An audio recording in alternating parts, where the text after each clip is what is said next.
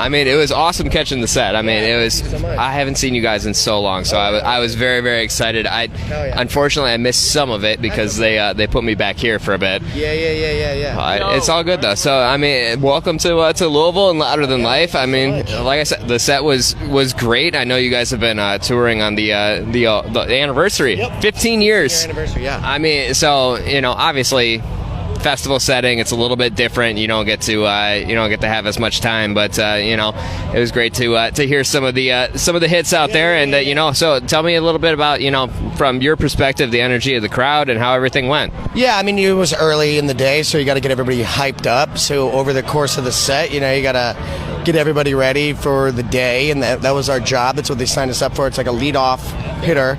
We had the highest batting percentage. We're known to get the crowd going. That's why they put us in that position. Yeah. And and then towards the end, everybody's ready to go. It's kind of a slow build because it's still early, and people have been. It's the fourth day of the festival too. You got to remember that. Some of these people have been here for a while. And outside, so it's like just really just having a good time and not just you're in charge of the energy. Yeah, for sure. Sometimes it's vice versa, or they're the ones running the show, and for this specifically, it's like you got to set the vibe.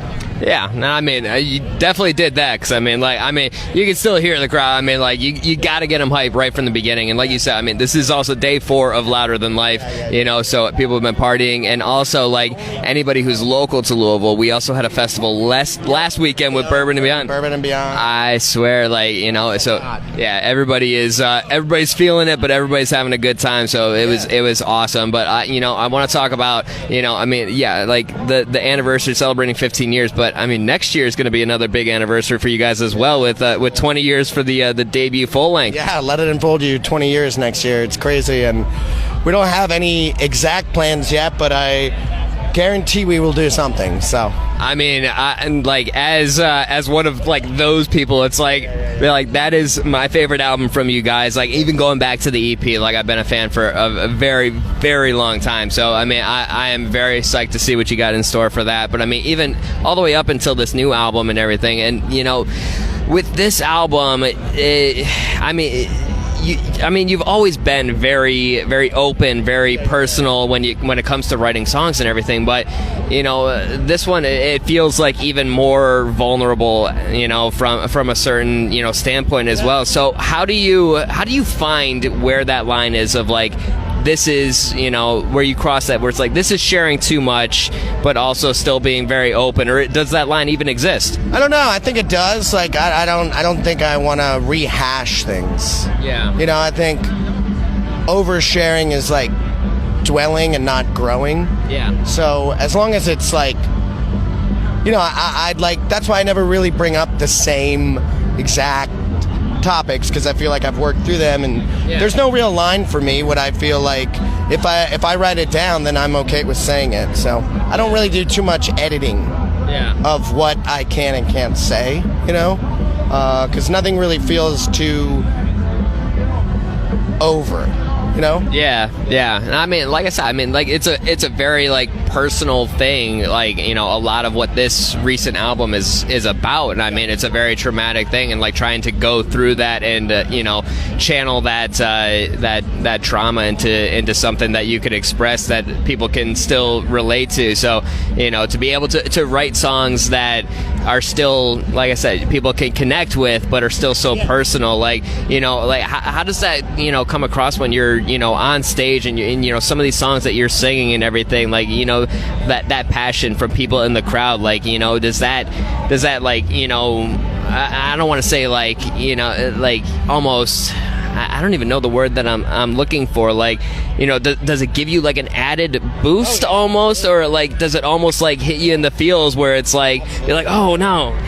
Yeah, sometimes I think it depends on the crowd and the day, but yeah, absolutely. When there are moments when we play those songs live, and they definitely feel more meaningful than even when they're written. So yeah. I like it. I mean, festivals are kind of a different beast with that energy and with the shorter set, like I said. And one of my favorite questions to ask, and you got a lot of material to pick from. So whether you have an answer or not, like it's going to be this is why I'm asking it. But when you think about a headlining set, outside of the anniversary set where you're playing the album in full, you have staple songs that are always going to make the cut. You have some new songs. You have some fan favorites. All of that. What song do you wish that you could put into the set list, but it just, for some reason, it never makes the cut? Maybe it's too long. Maybe it's too, complicated to do live. Maybe it strains your voice too much. What's something that you wish you could play, but you just never are able to make it into the set list? Probably one of the songs from like one of the heavier records. Probably a song called Mi Amor.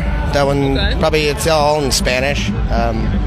So yeah, super heavy. So that's definitely one that I would like to be in a festival set that I think would be fun. Yeah. I like it. Yeah. I mean, is there any reason why you don't do it, or is it just like a time song that's not? It doesn't. It's not well known. It's certain of the fan base really loves that record, and then some people don't even know it. So it'd be interesting to see how it would go over live at a festival where not everybody knows every aspect of us. They have a general idea. They know the hits, Yeah.